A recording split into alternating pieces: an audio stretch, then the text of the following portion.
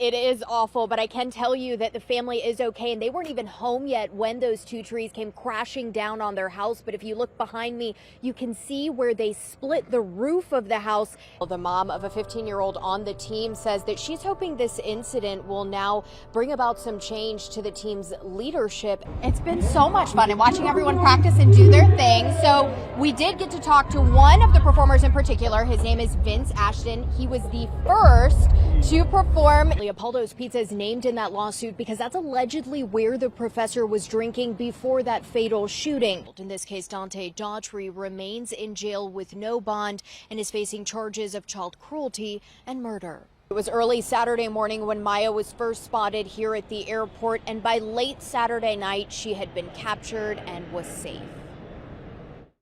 And I promise you, if it's the last thing I do, I'm going to find your dog for you. And that's what Robin Allgood did. The lost pet recovery specialist spent all Saturday looking for Maya at Hartsfield-Jackson Atlanta International Airport after she says the dog escaped Delta custody 3 weeks ago. This probably is definitely my toughest case. The dog's owner, Paula Rodriguez, was flying internationally when she was separated from Maya. I was crying. I was having panic attacks on the plane.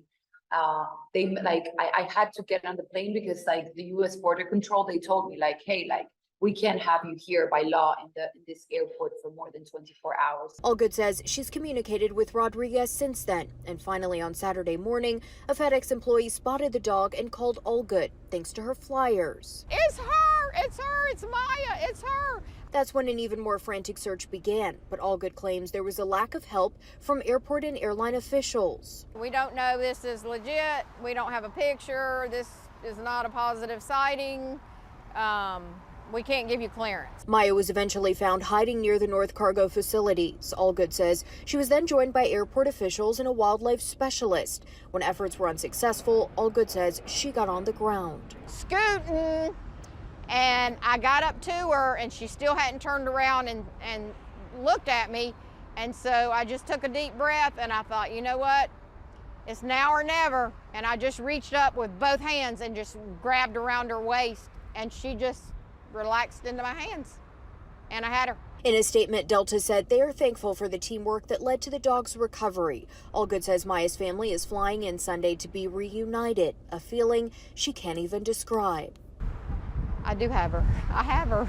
Parthena Stokes' son has been playing football at Mays High School for 2 years, but it hasn't been the best experience. They work the kids to death. They practice them to death. The mom of the 15-year-old claims the players face verbal and physical abuse and retaliation for speaking out. They make the boys bear crawl until they get blisters in their hands.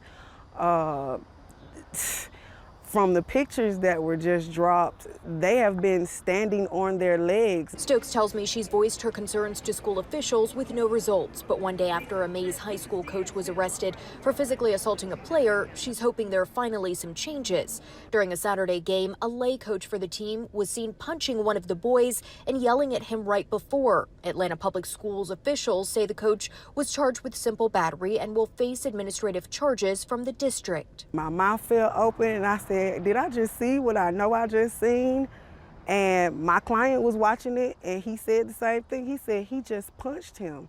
I said, it's about to come out, all of the drama. Stokes says she was angry but not surprised and is demanding new leadership and practices. I want to make sure that they have done background checks on all of the coaches. They keep changing the roster. So I want to make sure that all of the coaches that are on the field are on the roster. I also want to make sure that he is punished to the max because this isn't his child. He's doing this in front of other kids, and it's not putting a respectful fear in the children. It's putting a fearful fear in the children. Our corporate partners stand by us: MasterCard, Bank of America, Ally Bank, JP Morgan Chase, and many others. Surprised, but putting up a fight. Fearless Fund CEO Arian Simone speaking out Thursday against a racial discrimination lawsuit targeting the Atlanta-based venture capital firm that invests in businesses led by women of color.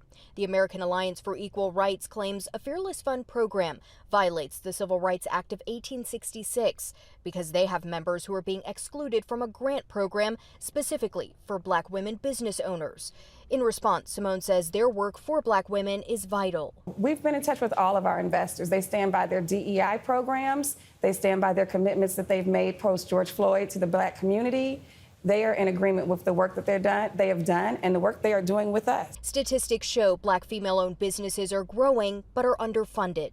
Fearless Funds ensures they succeed, investing in Black female-owned businesses like Atlanta-based Slutty Vegan. Is the continued attack on diversity, the attempt to gut affirmative action. Georgia NAACP President Attorney Gerald Griggs was shocked about the lawsuit and says depending on the outcome, it could be devastating to an already underfunded group. What they're doing is exceptional. They're one of the leading venture capital funds in the country, specifically focused on a group that has been systemically oppressed and underappreciated and underfunded.